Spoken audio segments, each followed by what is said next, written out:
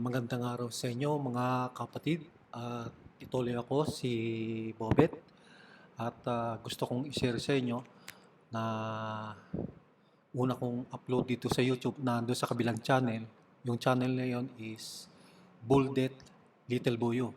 Ngayon, inililipat ko rito para naman kung hindi kayo, yung ibang hindi nakakapunta ron, mapapanood ng mga subscribe dito. At kung hindi pa kayo subscribe na. Pindutin yung notification bell dyan para ma-notify kayo kung may mga bago kong bidyong ina-upload ay mano-notify kayo. Ang isi-share ko ngayon sa inyo ay isang unit na nagpo-produce siya ng dry hydrogen, no? Sapagkat hindi naman siya nagpo-produce ng hydrogen kasi naman gagamitan natin ng tubig yan at paglabas niyan is HHO, tinatawag na hydrogen, oxygen. Gagamitin natin yung hydrogen, itatapon yung oxygen, no? So kung pag tinapon mo sa labas, ibig sabihin friendly yan. Hindi katulad ng ibang mga gases na nakakasira sa ozone layer natin. So yung tatapon mong oxygen na galing doon sa tubig is friendly, no? Maganda pa 'yon. And then ang kukunin natin yung hydrogen na yung ang magtatrabaho, alternative na fuel na gagamitin natin sa mga maliliit na makina katulad ng mga generator na 10 kilowatt, 5 kilowatt, 15 kilowatt, no? Lahat ng engine na ginagamitan ng gasolina, alternative fuel is itong hydrogen. Hindi na kayo bibili ng gasolina, masyadong mahal ang gasolina. And then, pwede rin ninyong gamitin itong hydrogen, alternative fuel para sa mga LPG. Mahal ang LPG sa atin ngayon. Kulang-kulang sa libo. So, kung magiging practical ka lang, gagamit ka nito. Okay, gagastos ka lang konti, pero panghabang buhay naman.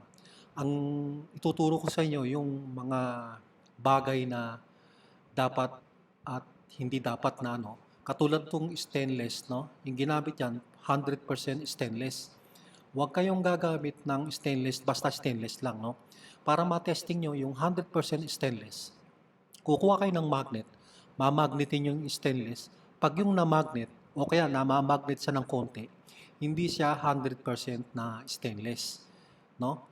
Kasi iniiwasan natin, pag hindi siya 100% na stainless, tumagal ng tumagal, yung tubig dun sa loob magkakaproblema, dudumi, magkakalawang. Yun ang magiging problema ngayon. Kaya nga 100% stainless ang gagamitin natin kasi magkaibigan silang dalawa, yung tubig sa stainless eh. Friendly yan. So kung gagamitin mo ng ordinary metal lang yan, kakalawangin, mga problema ka. Bubuksan mo, babaklasin mo naman, lilinisin mo na naman. Ito, pag inassemble mo, dire-diretso na to. Kung paano paglilinis ng dry cell, meron ka lang chemical na ipapasok para malinis. Hindi mo na bubuksan. Katulad ng ginagawa ng iba dyan sa YouTube na binubuksan nila para linisin pa. Yan, pag oras na inassemble mo, hindi mo na kailangan buksan pa. Doon sa loob ng dry cell na yan, meron siyang rubber, no? Bawat plates may alternative na rubber, no? Stainless, rubber, stainless, no? Ganon ang ano niyan. So, sinabi ko sa inyo kung malaking benefit ang may tutulong at may bibigay dito sa atin na hindi na kayo bibili ng gasolina at hindi na rin kayo bibili ng LPG. Lahat ng mga bagay na ginagamitan ng gasolina ito, alternative. Kung hindi man ini-improve ng gobyerno natin, pwede gamitin nyo personally, pero konting ingat lang at sobrang ingat sa nasabi ko. Kasi nga, explosive yung hydrogen na yan. Na kapag kayo nagte-testing, hindi dapat sa indoor na ginagawa ko, dapat outdoor. O kaya kung sa indoor kayo, meron nakatutok na electric fan sa inyo para naitatabo yung hydrogen. Napakadelikado itong hydrogen. And then, at the same time, nakapag-produce yung output ng hydrogen na yon, dadalhin nyo sa storage tank na makakapalang tangke, no? Kung nakakita na kayo mga acetylene tank, oxygen tank, di ba, makakapalang tangke nun? Merong malalaki, merong medium, merong maliliit. Depende yun sa pangangailangan nyo, no? Kakargahan nyo yun, sa pamamagitan nitong dry cell na to, kakargahan nyo, at may gauge yun, pag napuno na, tigil na, no? Sarado nyo na.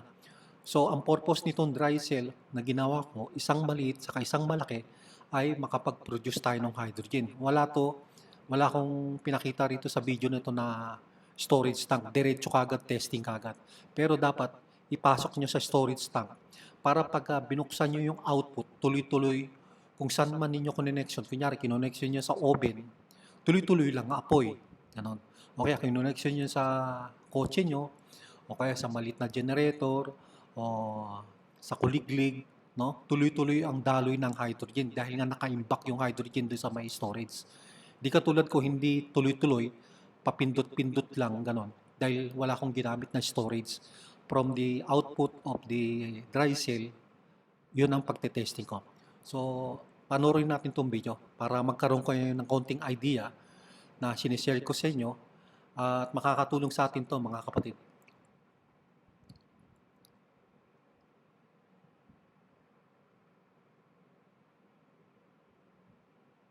Sexy ladies, party dance floor, bubbling for me right now. Sing, alright, y'all.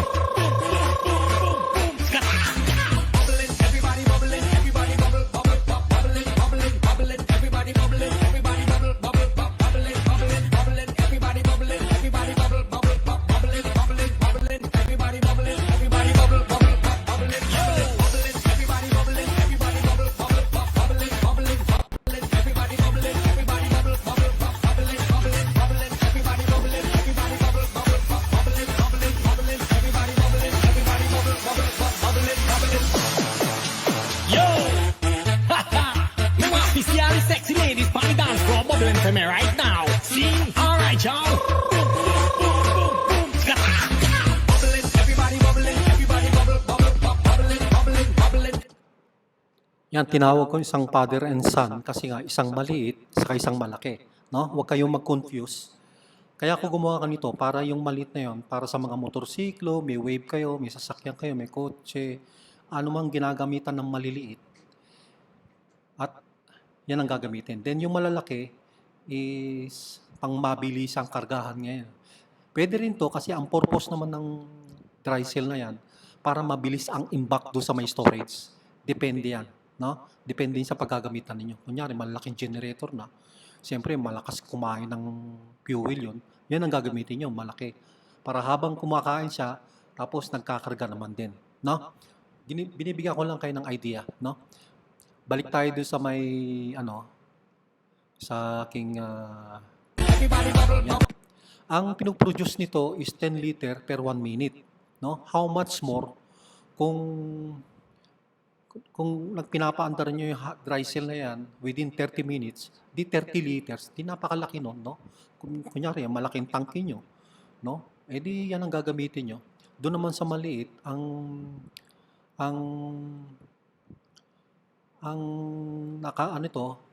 napupuno nyo yung ang 1 litro pamamagitan ng 52 seconds. Ilagay na natin sa 1 minute. So, every 30 minutes, meron siyang 30 liter. Diba? Napakalaking bagay yan. Kung ipapasok nyo sa storage tank ng hydrogen. Diba? So, ganun lang mga kapatid. Ang purpose nito, to store hydrogen from the tank, no? Para mag-produce ng hydrogen. At nasaan na ba tayo? Hanapin natin yung huling video natin. Yan. Itong itong dry cell na to, malaking dry cell na to, gumamit ako ng sangkalan yan, yung siding ko dalawa. Kung makikita yung kulay puti, sangkalan yan, yung hiwa ng gulay, isda, karne. Kasi wala pa akong transparent. No, pwede din yan. Basta yung mga tornilyon, tumuhog na gano'n, mahigpit yan ha. Mahigpit para walang leak ng hydrogen, saka wala din leak ng tubig. No? Tapos, yung ginamit ko naman dito, ayan,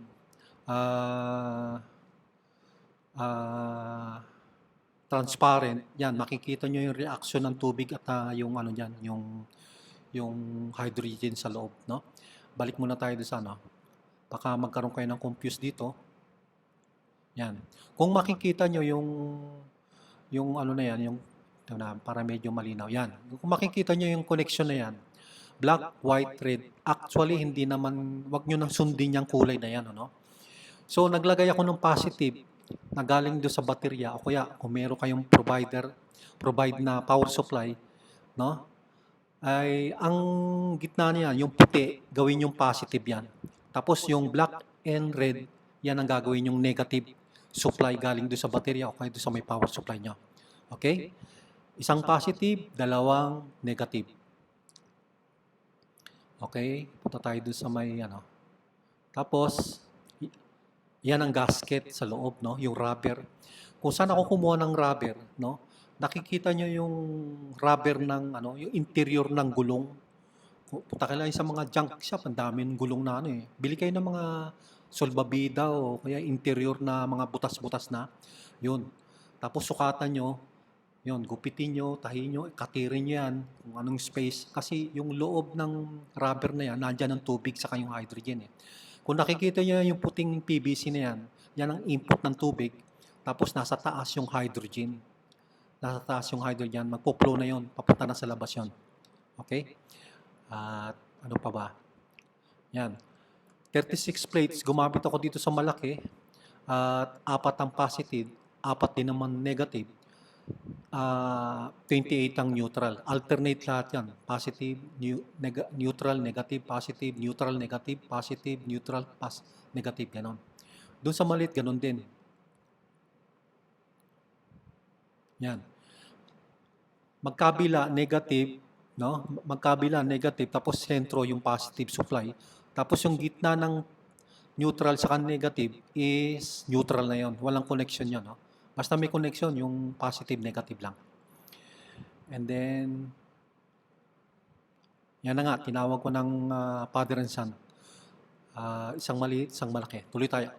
Bubbling, everybody bubbling, everybody bubble, bubble, bubbling, bubbling, bubbling, everybody bubbling, everybody bubble, bubble, bubbling, bubbling, bubbling, everybody bubbling, everybody bubble, bubble, bubbling, bubbling, everybody bubbling, everybody bubble, bubble. Ito yung una kong testing. Yung first attempt ko ng testing, nasa indoor ko niyan.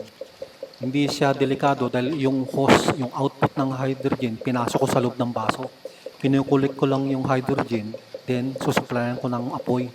Sumasabog siya. Naririnig naman ninyo sa video. Yan, kinukulik ko siya. Yan ang ano kasi wala pa akong ganong idea doon sa paggagawa ng hydrogen. So ganyan.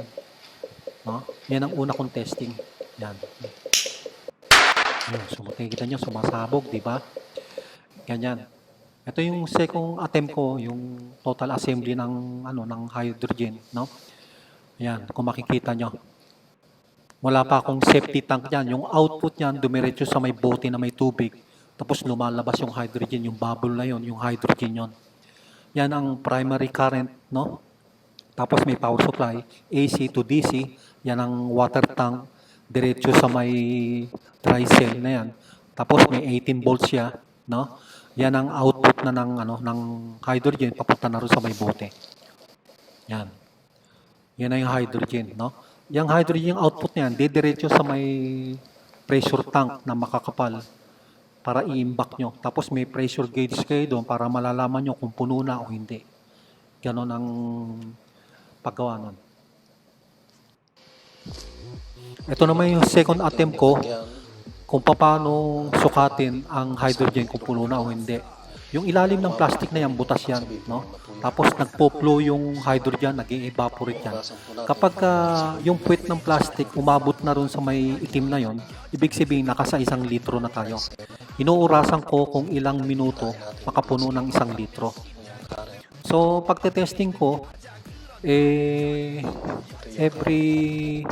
tingnan na lang natin ito yung primary current ulit, no?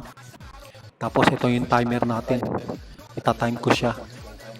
Yan. Every 52 seconds and 28 or 25 microseconds yata, mapupuno na yung 1 litro ng hydrogen na yan. Kaya yan, yung hydrogen yan, instead na ipasok niya sa may tubig, diretso nyo sa may tank. Pero bago pumasok sa may tank, dapat may filter kayo. Para meron pang sumasamang konting tubig yan, hindi, para pure hydrogen ang papasok doon sa may storage tank. Yan ang primary current natin. Ito yung adjustable supply. Yan ang secondary supply natin, DC na. Meron na siyang 37 o 38 seconds. 40 seconds na.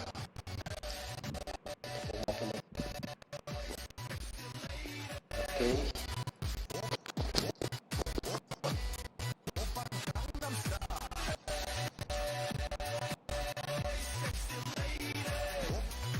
Okay, stop.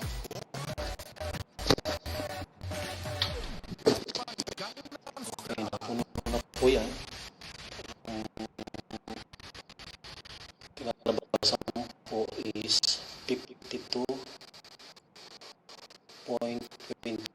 seconds. 52 seconds and 25 microseconds. Yan po ang kabuuan. Ito isang litro natin. So, yan po ang outcome ng ating tricep.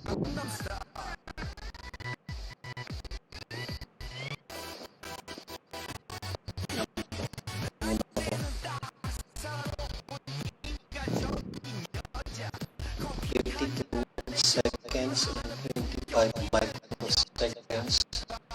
Kaya yan po yung isang litrong lalagyan. Salamat po. Okay, ito naman pagte-testing ko ng second attempt ng pagte-testing ko ng hydrogen. Ang pinapakita ko rito kung paano pag-testing ng hydrogen na nilagyan ko siya ng one-way valve saka safety tag dito. Yung one-way valve saka yung feedback flashback arrestor na tinatawag. Nakikita nyo yung PVC na maliit na yan. Yan ang may flashback arrestor siya saka one-way valve, no?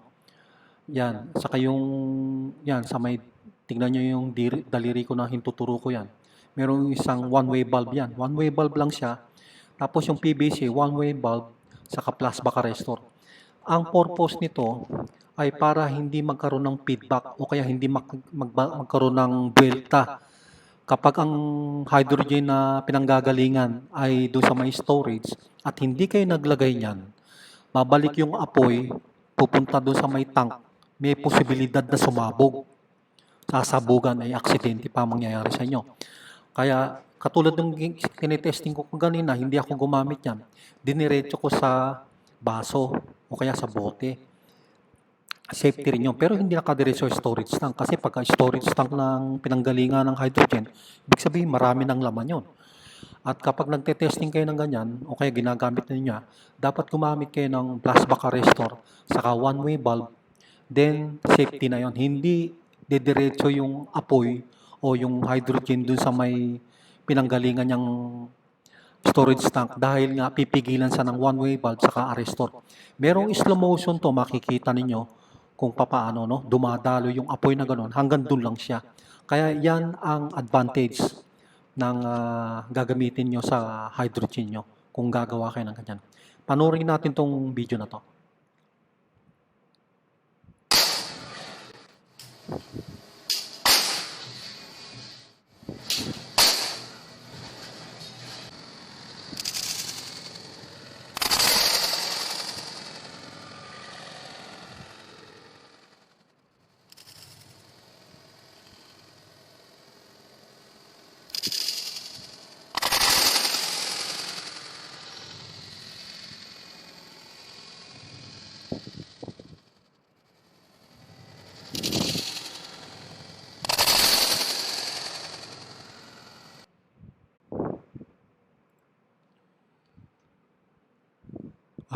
Tuloy tayo mga kapatid. Ito nga pala yung pagte-testing ko ng one-way valve plus flashback arrestor, no?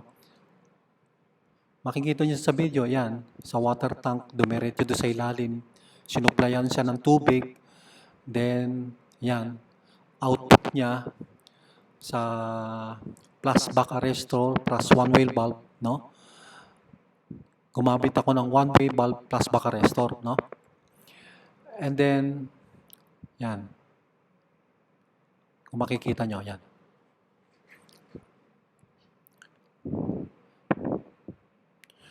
Tapos lumabas siya, lumabas uli siya sa plus baka restore one-way valve, tapos another plus baka restore one-way valve, no? Yun na yung high output hydrogen na idediretso naman ninyo sa may storage tank ng hydrogen, no? Para maimbak na maimbak. Tapos may metro yon, malalaman nyo kung full na siya o hindi. Yan. Yan, ilagay ko muna sa tubig para makita nyo kung paano siya lumalabas yung hydrogen, no? At ang purpose nito ay pinapakita ko sa video nito kung paano paggamit ng one-way valve plus baka restore ng safety. Ayan, kita nyo. Yan, nakakabit yan sa mga dry cell. Tatlong safety ang ginamit ko dyan, no? One-way valve plus baka restore. Kung bibilangin nyo, yung dalawang PVC na yon, yung payat na mahaba na yan, saka itong mataba, one-way valve yan. One-way valve, tapos yung sa gitna na may tanso na yan, tinuturo ko, yan ang one-way valve plus yung plus baka restore. Doon sa susunod na video ko, ituturo ko sa inyo kung paano paggawa ng one-way valve plus baka restore. Napaka-importante nitong ng equipment na to dahil pag hindi nyo ginamitan yan, yung hydrogen na diretso sa mga hydrogen tank, diniretso nyo kunyari sa kalan, sinindihan nyo, nagkaroon ng feedback, bumuwelta. Anong pupunta na yung apoy na yun? Pupunta doon sa may hydrogen tank na sasabog. Ako, napaka-delikado, di ba? Kailangan unahin muna natin yung safety, yung buhay natin. Kasi nag-iisa lang yan nabigay ng Diyos. Kailangan safety. Kaya nga, ipinapaliwanag ko dito kung paano paggamit ng one-way valve plus baka restore. Ang purpose niyan, hindi na siya buwelta pabalik. Bumuwelta man siya doon sa one-way valve plus baka restore sa unang unit. Kung nakalusot sa ron, hindi siya makakalusot sa pangalawa. At kung makakalusot pa rin siya sa pangalawa, doon sa pangatlo, sure, hindi na siya makakalusot doon. Sigurado. Doon sa una pa lang na nilagay ko, hindi na siya makakabuwelta ron Hindi na siya makakabuwelta ron. Puro one-way yung parang diode. One-way lang siya papuntang pa ganun. Hindi na siya bumabalik. Yan, makikita nyo yung dalawang PVC na yan. Isang mataba, saka isang payat. Ano yan, plus baka restore yan. Yung one-way valve. Tapos yung tanso na yon, one-way valve plus baka restore. Kung makakalusot siya sa pangalawa, meron siyang pangatlo pa rin, hindi pa rin. Pero imposible na yon kasi doon sa one-way pa lang, doon sa umpisa pa lang, hindi na siya makakalusot, hindi na siya makakabuwelta. Kaya yung hydrogen niya, isang way lang, parang diode, isang direction lang, hindi siya pwedeng bumalik. Napaka-importante to mga kapatid. Sinasabi ko sa inyo, huwag kayong gagamit ng wala nito. Napaka-importante, katulad ng ginagawa nila dyan, delikado yon. Yung gumamit sa motorsiklo, nakita ko yun, walang safety yon. Pagdating ng panahon, huwag siyang pakakasiguro, baka masabugan pa siya nun. Ikaka-aksidente niya pa yung ginawa niya. Kaya ang tinuturo ko sa inyo, safety. No? Yan, nakikita nyo, sumasabog yung hydrogen. Kung ang hydrogen na pinanggalingan niya is tangke, tuloy-tuloy lang ang flowing ng hydrogen, tuloy-tuloy ang apoy na yan. No? I hope nagustuhan nyo mga kapatid ang video ko to. Yung dati ng mga subscribe ko, click na yung like, saka yung notification bell, yung mga napadaan at mga bago lang, no? Pindutin nyo na rin yung notification bell, saka yung likes, yung mga basher, mga may galit sa puso, no? Ang purpose ko lang naman to, ma-share ko sa inyo para personally, kung hindi man pahintulutan ng bansa natin, personally, gagamitin nyo sa sarili nyo, di ba? Napakalaking bagay ito. Pag nawala na yung mga gasolina, mahal ang gasolina, alternative fuel yan, pamalit sa gasolina. Hydrogen yan, no? At maraming salamat sa inyo mga kapatid. Sana makatulong to ng malaki sa inyo kung nagkaroon kayo ng idea. At ipindutin nyo na yung subscribe dyan para ma-notify kayo. Yung susunod na video na i-upload ko na galing doon sa isang channel ko, ituturo ko sa inyo kung paano paggawa ng plates, no? Yung plates. Kung saan nakakagawa, anong klaseng stainless ang gagamitin nyo. May mga grade din kasi yung stainless na yan Yung kapal, saka yung klase. Para hindi kayo maligaw. Kaya, na-advise ko sa inyo, i-notify nyo yung pindutin yung notification bell para ma-notify kayo kung may mga darating pa akong ano. Sigurado may darating ako dahil umpisa pa lang to ng hydrogen ng paggawa ko. Inilipat ko rito sa channel ko dito, no? Galing nga sa kabilang channel ko, sa aking channel din 'yun, no? Mataas yung ano ko doon, mahigit sa 1,000 na yata yung subscriber ko doon. Gusto ko rin dito ilipat para yung mga wala pa, kasi yan magkakaroon ka talaga ng ano yan, ng idea kung paano. So maraming salamat kapatid. To God be the glory. Sa Diyos ang kapurihan. Maraming salamat sa Diyos at maraming salamat sa inyo, mga basher, mga galit, at mga kaibigan, mga kalaban, lahat tayo isa para sa Pilipino to. Maraming salamat.